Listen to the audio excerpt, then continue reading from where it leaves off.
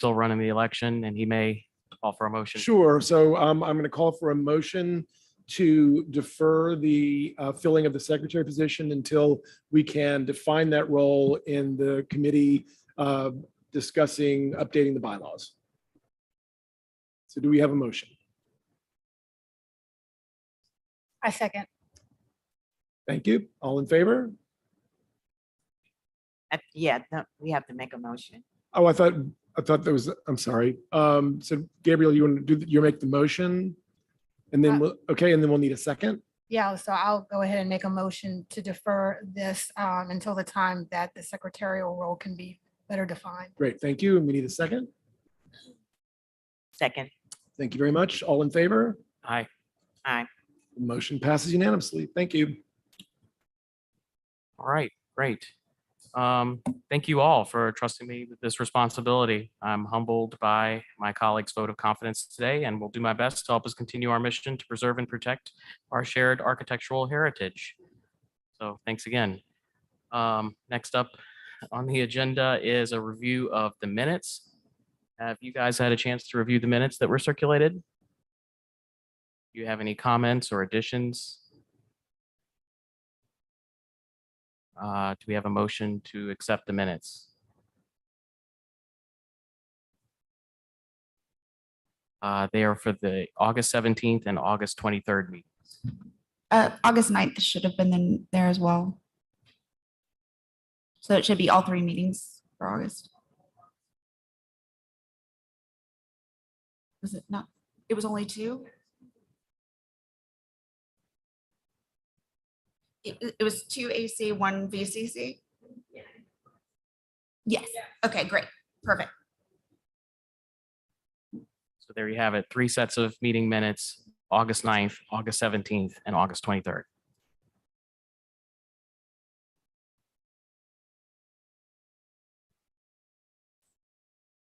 I'd like to move to approve the meeting minutes as just noted. All right, do we have a second for that? I'll second it. All in favor?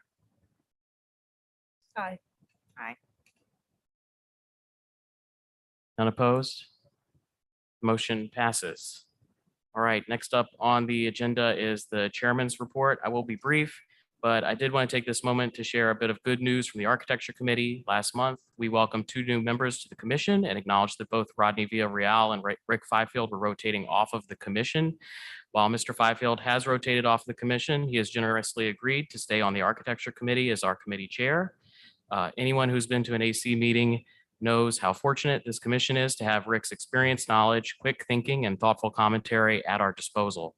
Mr. Fifield has been involved with the VCC since 2015, and I'm grateful for his continued work on the Architecture Committee. I would be delighted to welcome him back to sit on this commission at any time. And I believe we have a vacant at-large seat. With that, I'll turn it over to the director for his report. Thank you. I also will be brief. Wanted to just update the commission regarding budget. We're at the end of our 2023 budget planning season. Renee and I will be presenting our budget proposal to the City Council on November 10th. As part of our budget proposal, we are seeking a return to the pre-pandemic operating budget. During the pandemic, during the economic downturn, our resources were greatly diminished, which did hamper the work of the commission on a day-to-day basis. So we have been advised to seek this retention of the former levels. So we're hoping for a positive outcome of that. Also, we are seeking an additional staff member. We are hoping to get an office assistant that will greatly assist the staff in the clerical aspects of the work that we do, which can be very cumbersome, planning meetings, dealing with, various kinds of, day-to-day operational things, which keep the staff from being able to review projects, inspect on a timely basis, which does have a negative economic impact in the district and the city at large. So we are asking if you have the time, interest, availability to reach out to your council members, encourage them to approve our budget requests, emphasize how important it is to the day-to-day operation of the VCC, which does have a tremendous impact on the economic health of our city. So thank you very much. Mr. Chair, if I may. Yes. Do you mind just sharing that with us, a budget? Is that something that you can share with us so that we can intelligently speak to the council in regards to those Absolutely. items? I'll forward you the information that we are providing to council. That's all public record. So I will absolutely, I'll send you that this afternoon. Thank you. Thank you. Yes. I just had one announcement to make. I'm sure some of you have seen that our website is under construction. I've gotten calls from the public and from some of the commissioners regarding the website. The city of New Orleans has decided to change every department's website to make them more standardized. We are having some issues and we are working on that. Most importantly, Nick and Aaron have been very instrumental in this, and I want to thank them. It takes a little bit of time away from their normal duties, but we're trying to get it all straight. In the meantime, if you have any questions, please reach out to staff. This goes for the public and the commissioners as well. Be happy to help you with anything. Thank you. Next on our agenda, under other business, is a discussion on establishing a bylaws subcommittee. This would be a subcommittee to review and revise the bylaws as necessary. The bylaws were first enacted in 1936 and have not been amended since 1987. In the process of familiarizing myself with the bylaws after assuming the role of acting chair in April, I determined with the staff that now might be a good time to review, revise, and clean up the bylaws. I think a committee for the bylaws would be up to 3 commissioners. It cannot be a quorum. Yeah. Right. So. Would anyone here be interested in that? Mr. Chair, I would be interested in serving. Wonderful, thank you. Do we have 2 other takers here, or should we defer? We can defer since we are missing 3 members right now that may be interested in helping out, or we can maybe handle that via email. See who wants. We've now announced it to the public, and see which ones of you might want to be on it. Mr. And it Chair, won't be a quorum, so. Mr. Chair, if I may ask the staff if they would send the current bylaws so that I can review them and become familiar. Of course. Yes, absolutely. Aaron, those aren't on our website, are they? They're supposed to be. As far as whether or not they are currently on there, I believe they are, but I was also looking at the website under construction in the previous website, so I can't say with 100% certainty. Yeah. Thank you. So perhaps should we entertain a motion to establish a bylaws subcommittee membership to be handled outside of this commission?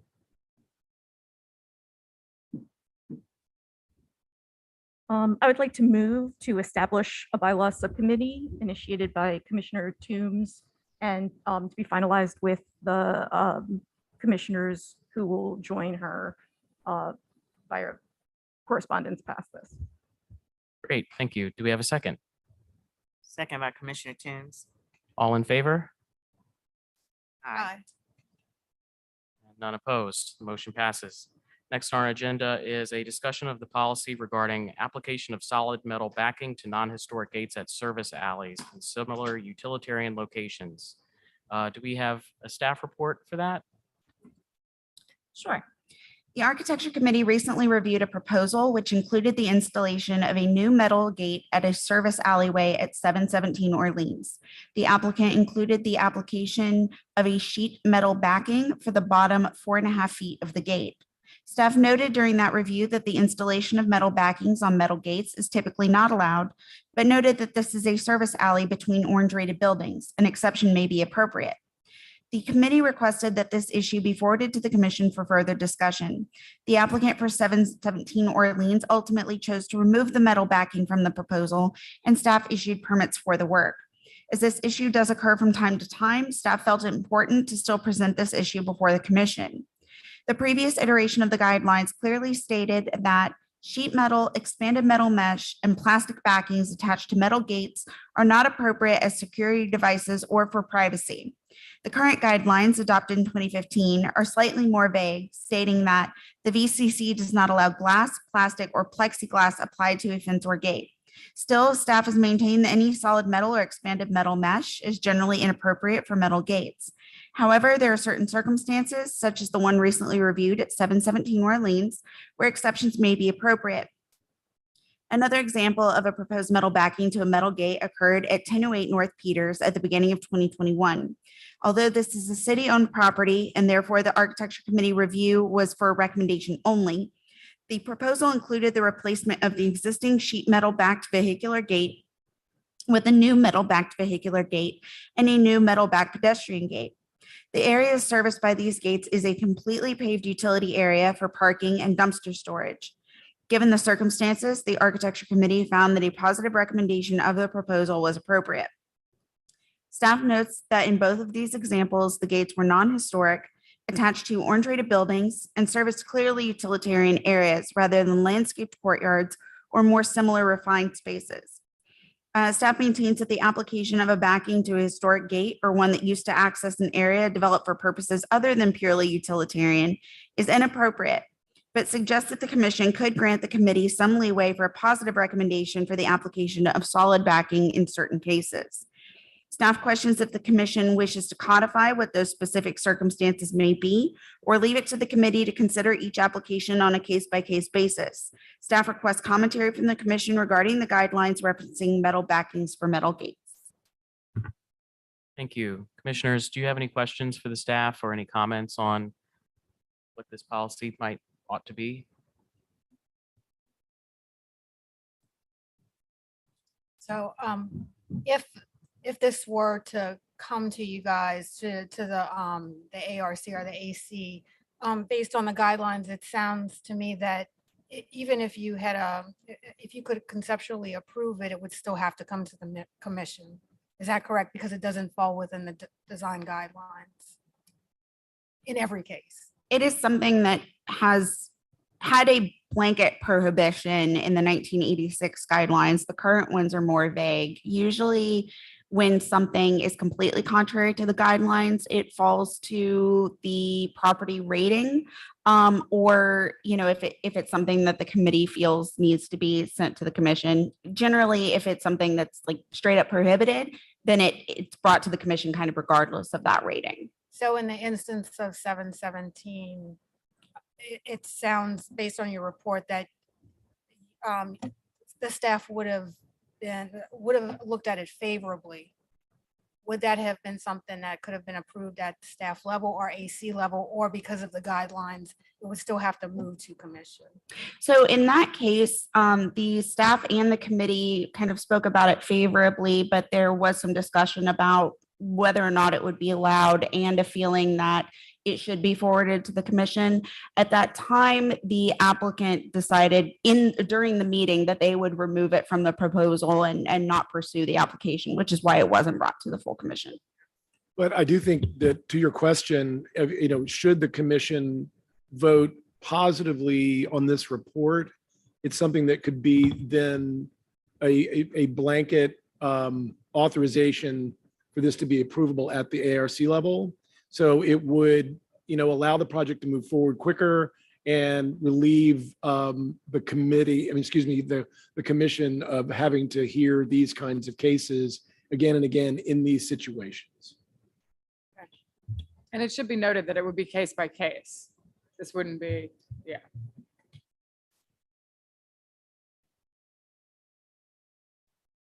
Any other questions, commissioners? Would this technically be an amendment to the guidelines, or? Eventually, we are working on updating the guidelines. And so this would be something that would obviously be, we would add this to the amended guidelines, But in the meantime, it would just be a policy that, would authorize the staff and the AC to move forward on these kinds of applications. Based- Chair, based upon case to case, Always, case by case. always. Okay. But one of the things about this, we try to make our reviews as predictable and transparent as possible. So in a case where, similar to what is on the screen, it's a commercial operation, somebody has a utilitarian courtyard, they would then probably understand we can get through this quicker. The applicant would know better how this is going to go down. So, and that's always a positive. I think the staff has done a really nice job of enumerating the circumstances under which they and the architecture committee feel a metal backing might be allowable or appropriate in the second to last paragraph, first line. You were looking for some language.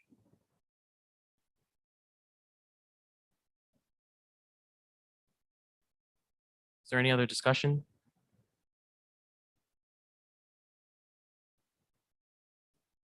I think it's completely reasonable to put metal backing on a utility fence like this. And just working in the corridor, I hear people speak all the time about, like, people come into my gallery and will bring up, oh, it's gotten so much more dirty and it's smelly, and those kind of alleys are particularly offensive. And so I think it's a reasonable request to put backing on them on case by case. Thank you. Commissioners, is it time for a motion?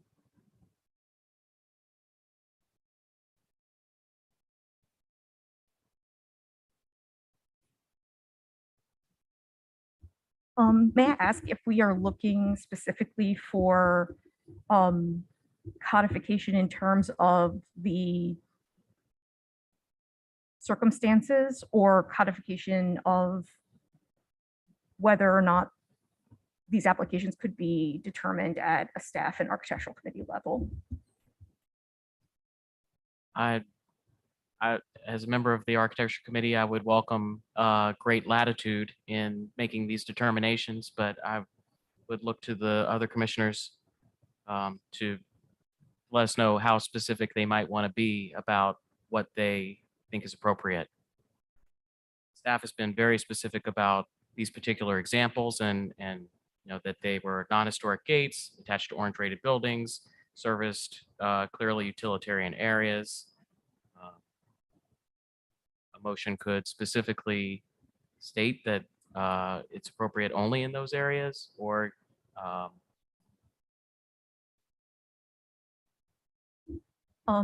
Perhaps if those items are met, then the architecture committee has the latitude to approve at their level, and then any other circumstances excluding those enumerated in the staff report would automatically bring it to the commission. And that would be somewhat of a relief on the commission side from hearing the ones that very clearly fit these parameters until the guidelines can be updated. sounds reasonable.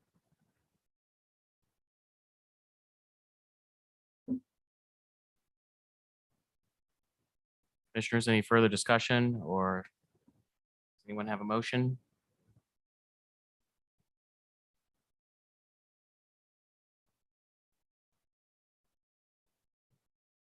Just to clarify, because I missed a little bit of the last thing you said, it would be if these criteria were met, it could be done at staff level, but if not, it would require commission review and therefore committee review in advance of commission review?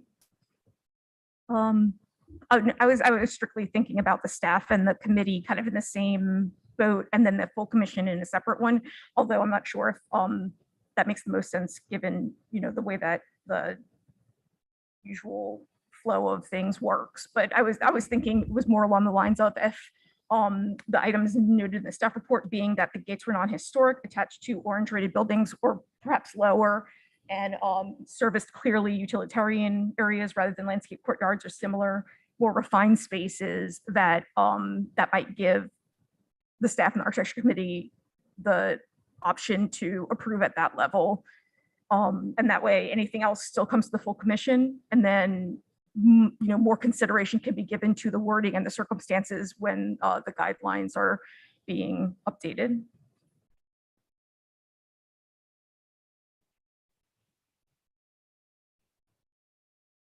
All right, commissioners.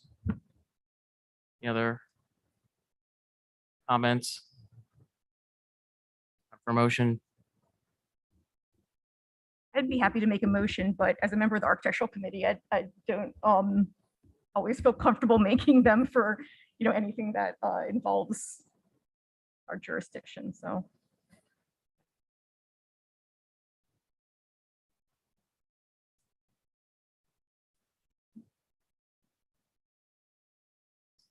Well, I'll probably stumble through this, but I'll make a motion to allow the committee the ability to review and approve this type of application on a case-by-case basis for utilitarian areas, non-historic gates. I already said orange rated buildings, so that's what I see as a criteria for this review and approval. Great, thank you. Do we have a second for that? Second. All in favor? Aye. I see none opposed. The motion passes. Next item on our agenda under new business is 1100 to 1116 charters. Do we have an applicant present? Yes. I see we have an applicant present. Let's have the staff report. Hector, you can go to the podium there. Thank you. This is a proposal to install new 30 kW standby generator per application and materials received. Pardon me, 5/2/2022 and 9/27/2022. This application was reviewed conceptually and approved by the wait, hold on one second. I think I'm reading the wrong. No. This application was reviewed and conceptually approved by the Architecture Committee at their 10/11/2022 meeting, with the application to return to the committee for review of screening and other details. The guidelines require commission level review for the installation of new mounted equipment at blue and purple rated buildings. The applicant proposes to install a new generator in the Governor Nichols and Charter Street corner of the rear courtyard, immediately adjacent to the yellow rated construction that connects the purple rated convent to the blue rated church and just outside of an existing mechanical yard. The generator is shown at a distance of about 2 to 3 feet from the building. The applicant has stated that the generator would sit on a stand that would raise it about 3 feet off the ground. From the generator, a feed cable would run along the exterior wall over the existing mechanical yard fence and around the building to new equipment in the alleyway on the Governor Nichols elevation of the church. Staff and committee question the possibility of running this cable underground rather than attached to the building, and the applicant noted that would involve significant demolition to existing concrete slabs. There are no notes or indication on the plans of any screening for this equipment, but the applicant has stated that screening would be constructed. Part of the reason the committee requested this return to the Architecture Committee was to review screening and to ensure this equipment is minimally visible from the rest of this very important property. The Architecture Committee found the proposed location of the equipment to be conceptually approvable and forwarded the proposal to the commission for review. Staff agrees that this location is one of the most appropriate for the new equipment, provided that it is adequately screened. Staff recommends approval of the proposal to return the proposal to the Architecture Committee with final details. Thank you. Mr. Lopez, please state your name, address, and relationship to the property. Hector Lopez, contractor. And do you have any response to the staff report? I'm sorry. Do you have any response or presentation? No, I just forwarded the pictures they requested of the electrical gear and the conduits that were currently on the walls. All right, commissioners, do you have any questions for the applicant or the staff? And just keep in mind, commissioners, this is regarding the location of this equipment. So the approval of the location.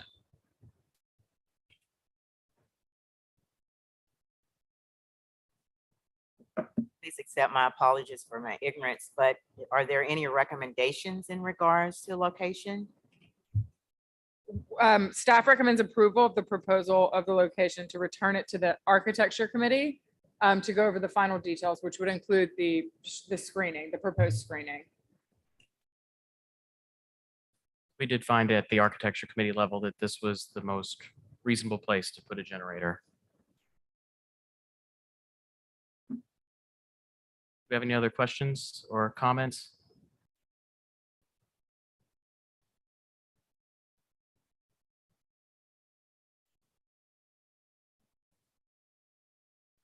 No, this is, Mr. Lopez is proposing this location.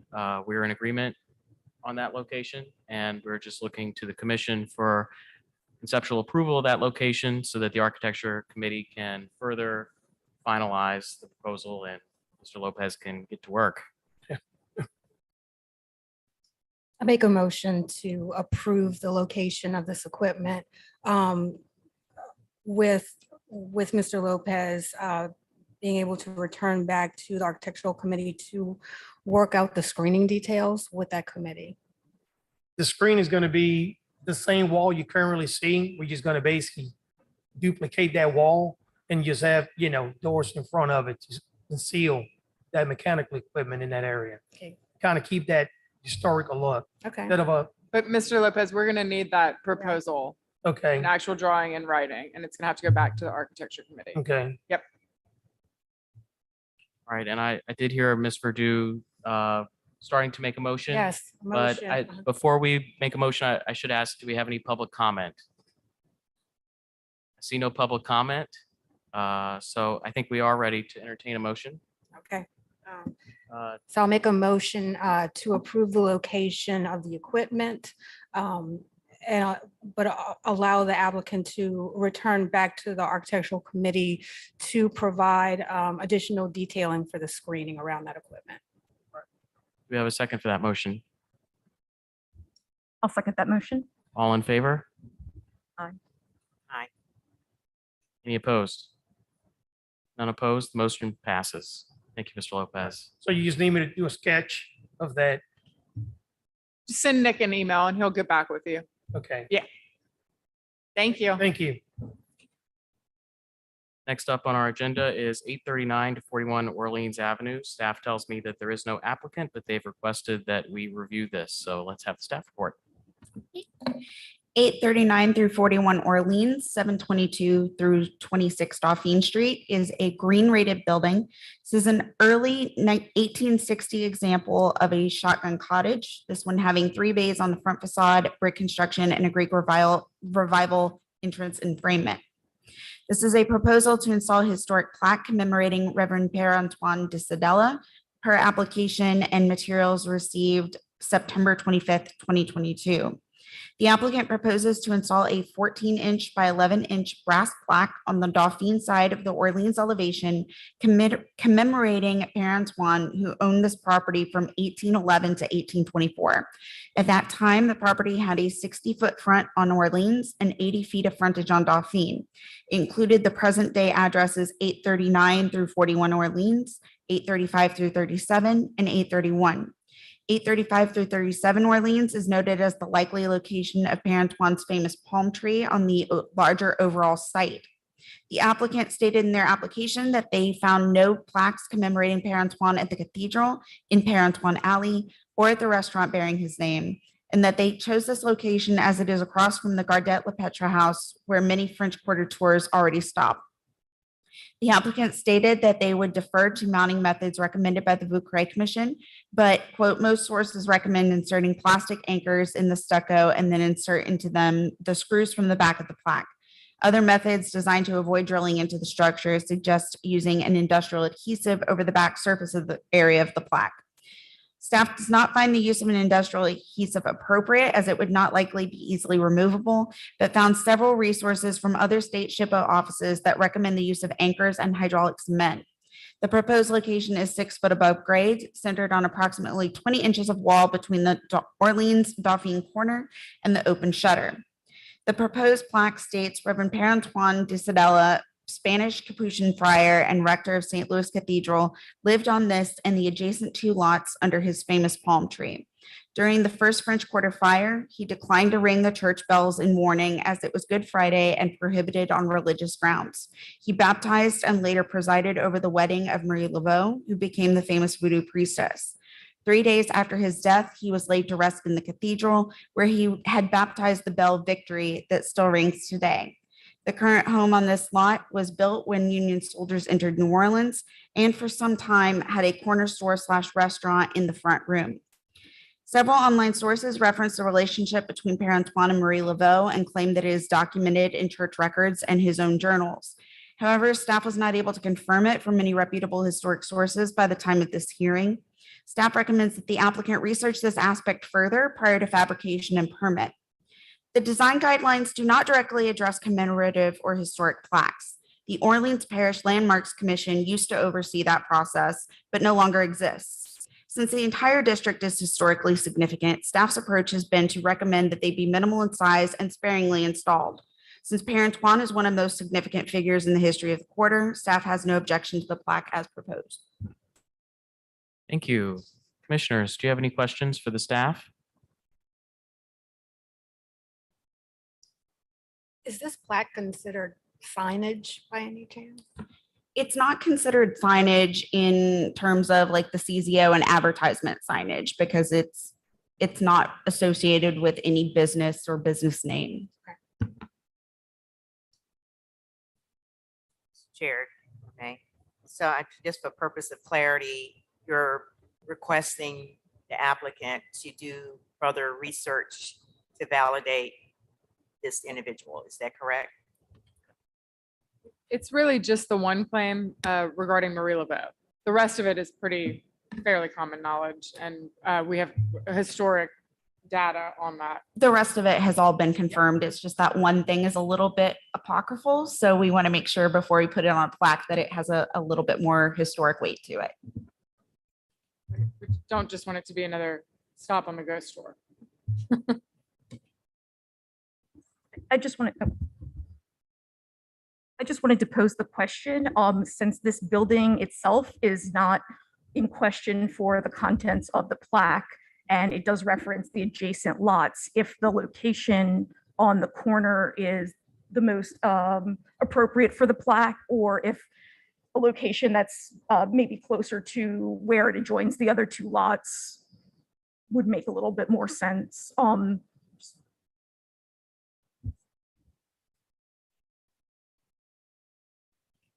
I think this was just where they proposed, but I agree. I don't think that's really an issue if you want to change the location.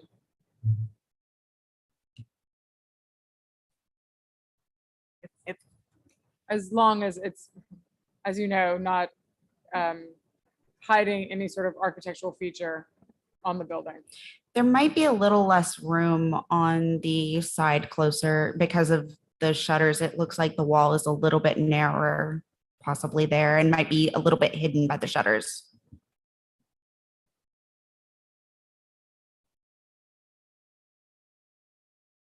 Commissioners, any other questions, comments?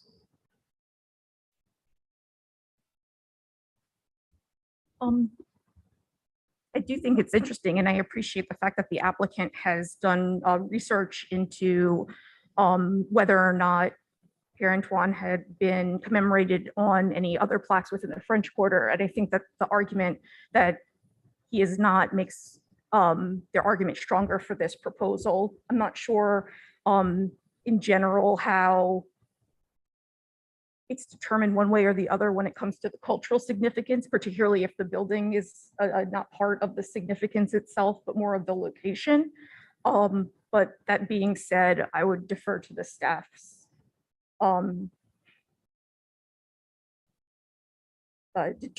suggestion.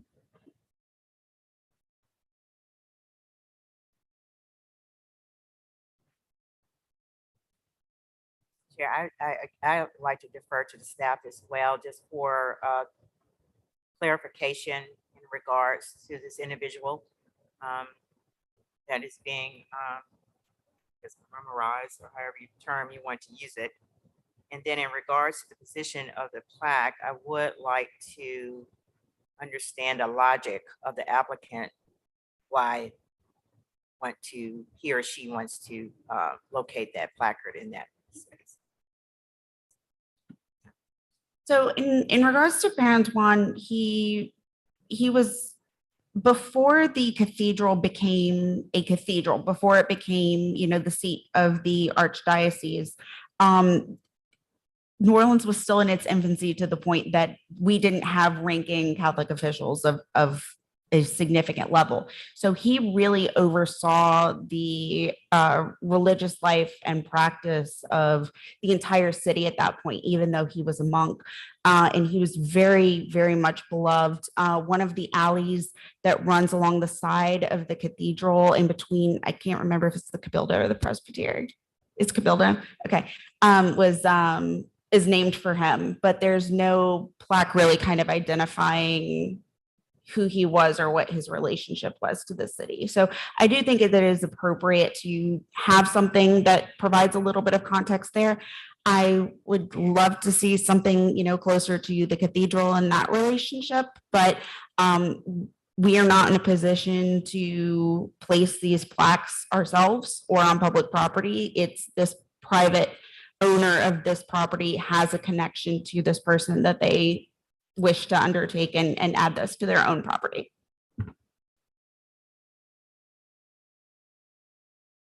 Any other questions, commissioners? Comments? Ready for a motion? Oh, I should ask for public comment. Do we have a public comment? I see no public comment. So we are ready for a motion.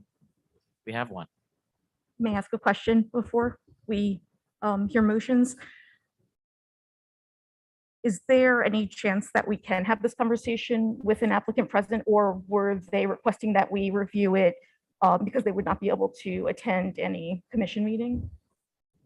This is their proposal. I mean, if you wanted to defer this matter so that you could have this conversation with the applicant, or if you want, there has been some question about an alternate location for the plaque.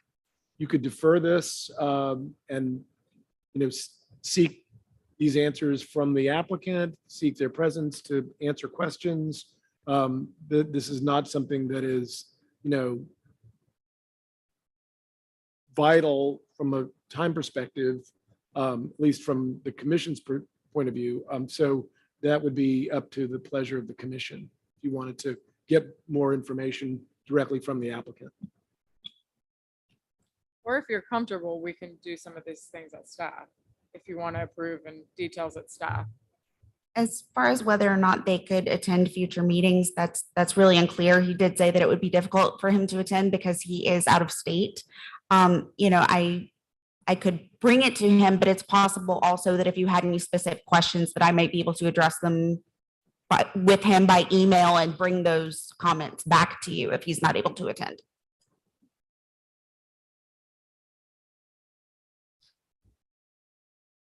One of the reasons I asked about the deferment is because I am a little hesitant to be able to make a determination, I guess, for whatever way I would have to vote on any particular motion because of the nature of the plaque being a lot harder for me to, it's a lot less tangible than an architectural element or building in the French Quarter. It's just a location belonging to one figure in New Orleans and French Quarter history, but one could say that there's quite a few others that, would then make the argument that they could have plaques as well all over these buildings and might make a little bit more of a confusion in terms of what is and is not related to each other and an anachronistic sense of history, although I do think that their plaque and their wording does a great job of clarifying that.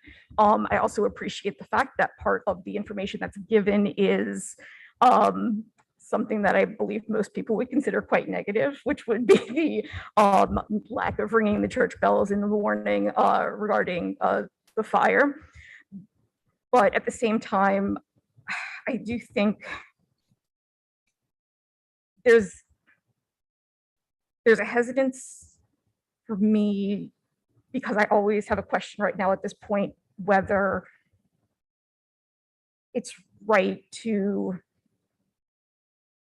commemorate or memorialize individuals as opposed to, say, events, especially sort of given the nature of the conversation around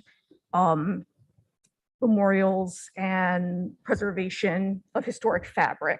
And so while there's clearly many points in which Père Antoine is, seminal to the French Quarter and New Orleans history, I don't know enough about him to feel comfortable saying that this person in all aspects of his being deserves to be memorialized. While listening to your concern, I'm wondering if this may be a free speech issue that is beyond the scope of the Vieux Commission. What we're really seeking is approval for the placement of the plaque and whether or not a plaque is appropriate in that location and on this building. Unfortunately, our attorney is not with us today for us to ask that question. And I do think that, although we were holding off, we do like to vet the information for accuracy. We typically are agnostic to what is being stated on the plaque. I would like to be able to ask this question to our attorney, just to make sure that your concerns are taken up and that we are not pursuing something that is maybe outside the scope of our work. Thank you. I appreciate that clarification, and I understand your point. Commissioners, any other thoughts? Sounds like maybe a deferral is in order. We ready for a motion? I'd like to make a motion to defer to allow the city attorney to be present for the discussion at a future date, as well as perhaps get more information or answer to some of the questions that are within the scope of the Vieux Commission's purview from the applicant, whether they may or may not be able to attend via the staff. Thank you. Do we have a second for that? Second. All in favor? Aye. None opposed. The motion passes. Next on our agenda, under change of use hearings, is 220 to 22 Bourbon Street. Do we have an applicant present? I see we have an applicant. Let's have the staff report.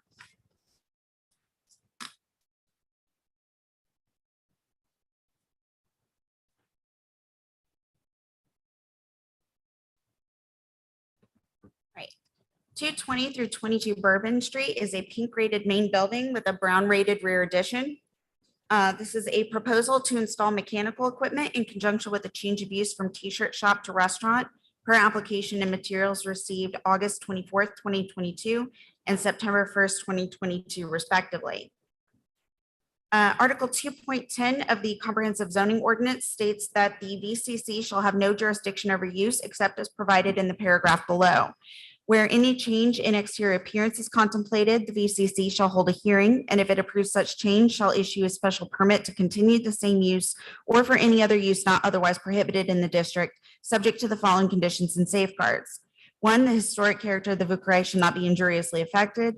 2, signs which are garish or otherwise out of keeping with the character of the Vieux shall not be permitted. 3, building design shall be in harmony with the traditional architectural character of the Vieux.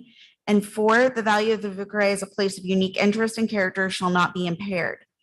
The work includes the installation of mechanical equipment on the roof of the brown rated rear addition in conjunction with the proposed change of use from t-shirt shop to restaurant.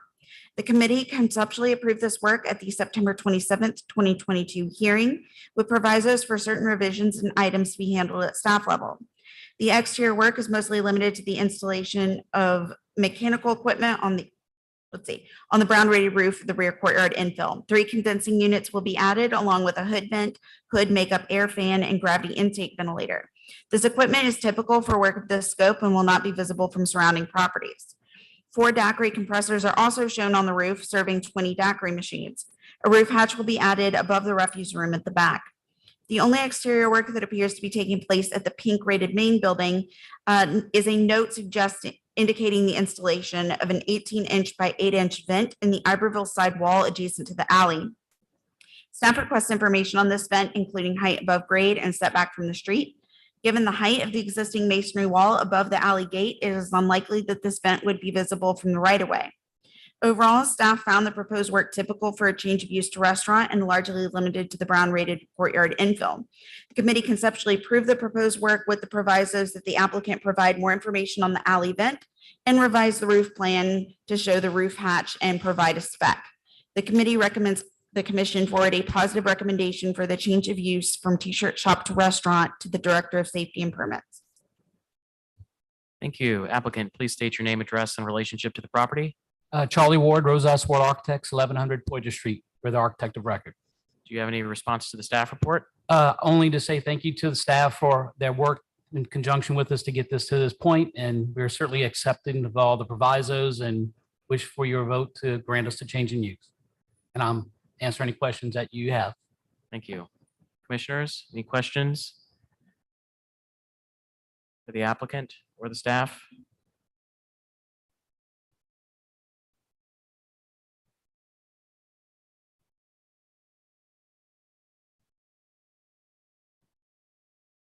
I don't have any questions, but based on the section and some of the plans I've reviewed, this, I mean, the location of the equipment looks appropriate and something that doesn't look like it could be seen from the street for sure. I think it's a good solution. What's next door to it? What's that adjacent building with the windows? That's another project that's under construction right now. Okay. 226 Bourbon, which was supposed to be, I'm not sure if the tenant is still going to be, Tin Roof, which is a music venue. Okay. But it is currently empty and is undergoing a full renovation. I believe they share that alley in between. Gabriel. Yeah. Staff, there may be some nuance to this review here. This is under a change of use. The commission here is reviewing the location of the equipment as it pertains to the change of use, but also the change of use itself, correct? So this is where it gets a little bit complicated. So the equipment itself, the location, everything really kind of nitty gritty to do with the equipment is under the purview of the architecture committee, which has already approved it, and that is sufficient. The only thing the commission needs to review is the positive recommendation for the change of use. And if they agree, forward a positive recommendation from the VCC to safety and permits. So, and just to be clear, particularly for our new commission members, as you know, the VCC does not have jurisdiction over use per se. But the reason that we have this authority is often, or not often, but sometimes a change of use will have an accompanying modification to the exterior of the building, which, like in this case, this change of use will require this mechanical equipment to be located on the outside of the building.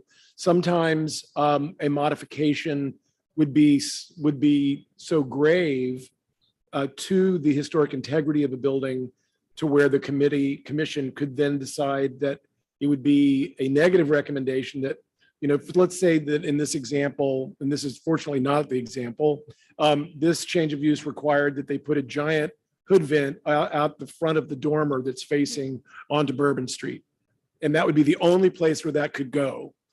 That would be, in my opinion, an example of an opportunity to provide a negative recommendation. However, in this case, equipment is on a rear flat surface, minimally visible if visible at all.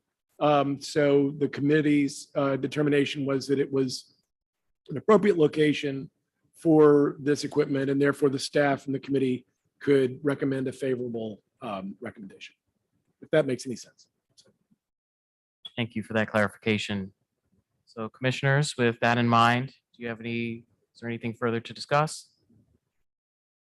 Any comments?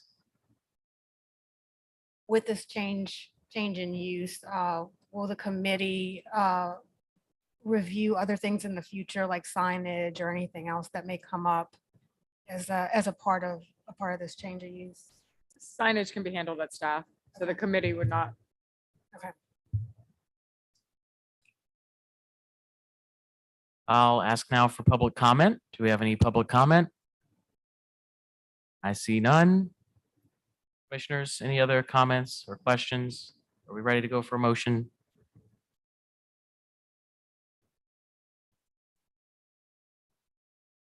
I would like to make a motion to move forward a positive recommendation for the change of use from T-shirt shop to restaurant to the Director of Safety and Permits at 22022 Bourbon Street. Thank you. Do we have a second for that? Second. All in favor? Aye. None opposed. Motion passes. Thank you all. Thanks for coming, Mr. Ward.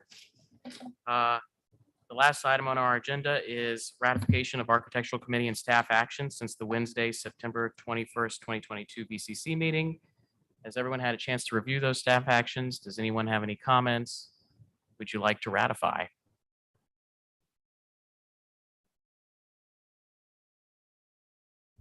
I move to ratify the actions of the architectural committee and staff since Wednesday, September 21st, 2022 BCC meeting. Thank you. Do we have a second for that? I'll second it. All in favor? Aye. None opposed. Motion passes. I see we've reached the end of our agenda. Do we have a motion to adjourn?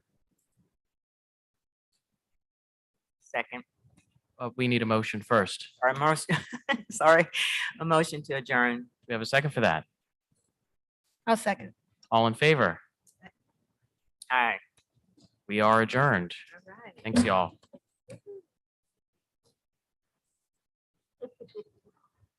Thank you.